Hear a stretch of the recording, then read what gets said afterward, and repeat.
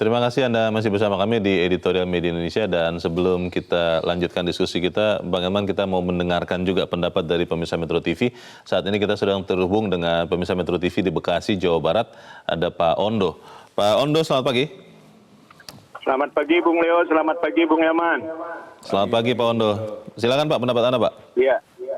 Putusan MK ini dicurigai publik sebagai cara membuka jalan bagi anak ingusan bisa berkompetisi di Pilpres. MK itu setahu saya Mahkamah Konstitusi, bukan mahkamah keponakan gitu ya.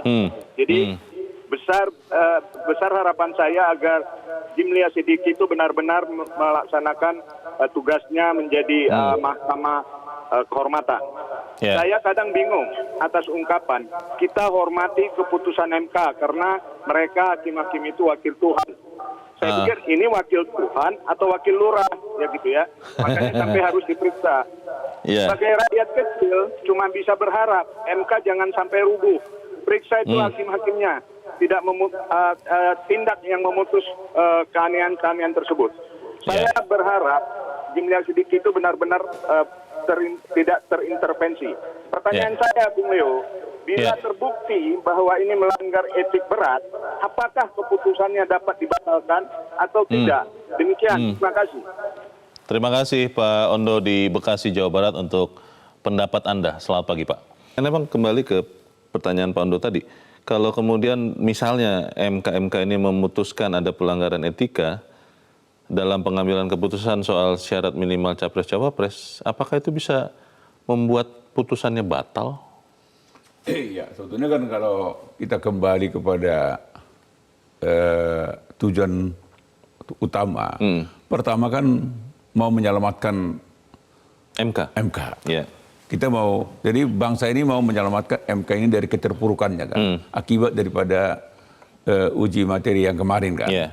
Benar-benar persepsi masyarakat terhadap MK ini kan buruk dan sangat buruk. Yeah. Oh begini aja rupanya. Nah itu langkah pertama.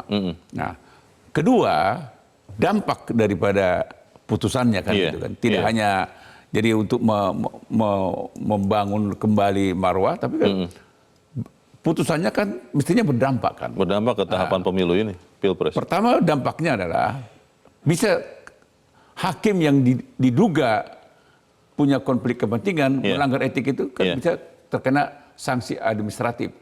Bahkan juga bisa pidana. Sampai pidana bisa? Bisa pidana. Kalau terbukti? Kalau terbukti kan gitu kan. Kalau misalnya pelanggarannya pelanggaran berat. Jadi kecuali sanksi administratif dan pidana kan itu. Nah pertanyaannya, kalau itu dinyatakan tidak sah putusannya kan. Berarti kan sebetulnya kan, padahal kita sudah jelaskan tadi, pasangan ini bisa menjadi pasangan yang punya tiket untuk mendaftar di KPU karena memang berdasarkan putusannya. Putusan MK yang boleh membolehkan 40 kurang tahun dari 40 tapi atau pernah kan gitu kan. Pernah sebagai pejabat yang dipilih ada langsung, frasa tambahan kan gitu. Termasuk kepala daerah. Kalau itu dianggap tidak sah kan, memang itu saya katakan kembali kepada penyelenggara pemilu KPU ya. Memang belum ada presiden kan gitu kan. Belum ada presiden yang kita pernah lihat pernah terjadi dan kita bisa belajar dari situ. Kita bisa belajar dari situ. Ini kan tidak ada kan.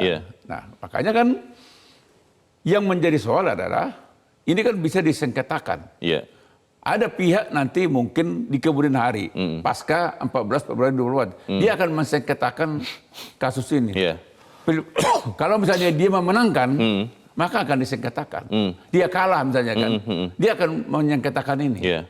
Kan gitu kan. Nah, kita lihat nanti bagaimana putusan MK lagi kan gitu kan. MK lagi yang memutuskan itu. Kalau sampai diperkarakan. Diperkarakan gitu kan. Nah, katakanlah kalau misalnya MK tetap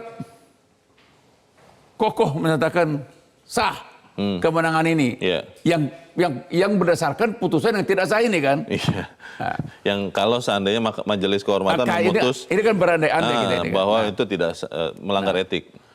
Berarti kan masyarakat memandang Pilpres ini, hasil dari Pilpres ini tidak legitimate. Ini kan lagi-lagi kita ini berandai-andai ini kan.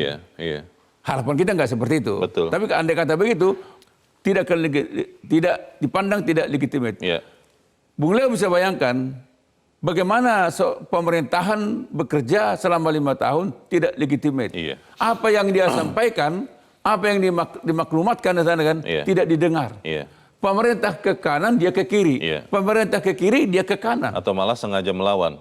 Ya udah pasti kalau dia ke kanan, kita ke kiri kan berarti kan melawan. Nah, itu. Dan bagaimana 5 tahun ada perlawanan, bagaimana kita bisa mengharapkan untuk mensejahterakan masyarakat. Baik. Nah inilah kita harapkan kenegarawanan semua pihak yang berkepentingan dalam kasus ini. Baik. Mari kita mengedepankan kenegarawanan kita.